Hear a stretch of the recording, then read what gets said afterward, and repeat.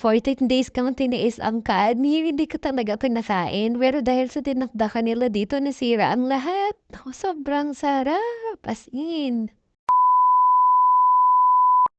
Hi guys! Nandito kami sa Bali, Indonesia. Char!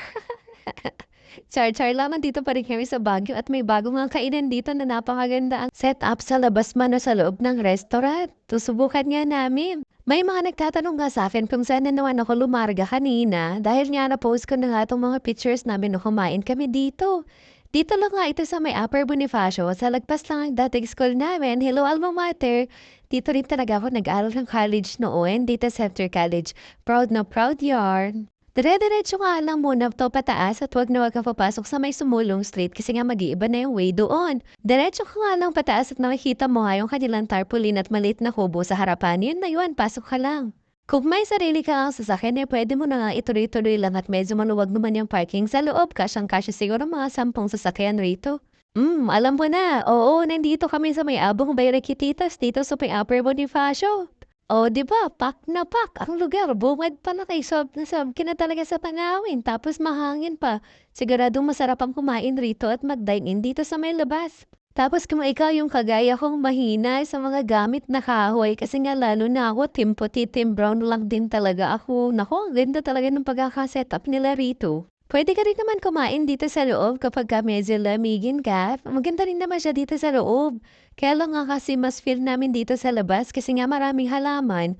Tapos may mga kubo pa siya dun sa baba. Pwede ka nga mag-setup ng long table doon. Eto naman yung nakapaskil sa tarpaulin nila sa labas. Mga rice meal nila na 180 pesos. Pero no food tsaka drinks yon. Pero dahil kare-kare ang gusto namin, yung seafood kare-kare na una nga namin nakita dun sa may menu, wala kasi siya dun sa may rice toppings. Kaya nga talaga ang family meal yung in-order namin.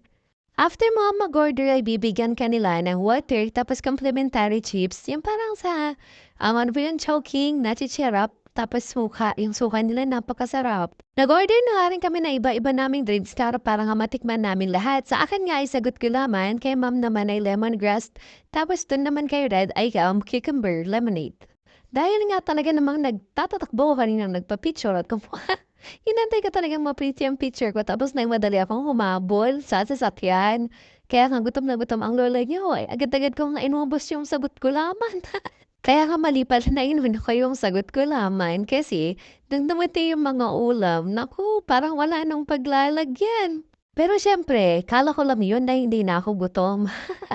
Nung makita ko yung dinakdakan, tapos crispy dinakdakan siya, tapos ang dami niyang sauce na nakadikit na dun sa balat ng meat or yung dun sa crispy na meat, tapos sibuyas, naku, ang sarap!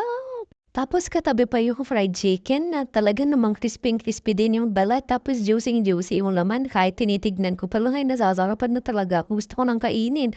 Pero syempre gusto ko pa rin talagang unahin yung dinakdakan kasi paborito ko talaga ito. Madalang lang talaga ako makatikim ng dinakdakan na ganito yung pagkakatimpla. Yung gusto ko talaga yung pagkakatimpla. Tsaka yung mga beses ko na din siya ginagaya, hindi ko talaga magaya. Tapos dagdag mo pa tong seafood kare-kare na to na. Yung seafood kare-kare lang na konti lang yung gulay. Naku, sok na sok talaga para talaga sa akin.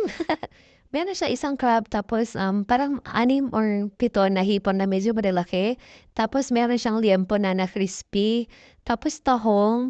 Tapos yung sauce niya na napakasakto yung pagkakatimpla. Maraming peanut. Yung ending, hindi ka talaga natiis yung kanin.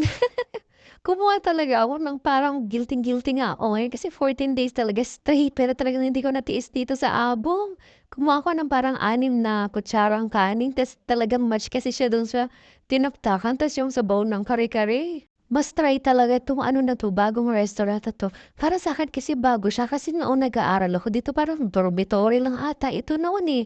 Tapos ngayon ganito na siya, ganda-gandang restaurant. Puwedeng-puwede rin pala talagang mag-order dito ng mga ano, bilao meals tapos ipa-deliver niyo na lang sa inyo. Tas pipili na lang kayo kung anong gusto niyong ulam. Feeling ko lahat ng ulam na ide-deliver nila ngayong araw sa customer nila ay napakasarap. Lalong-lalo yung embutido gusto kong tikman.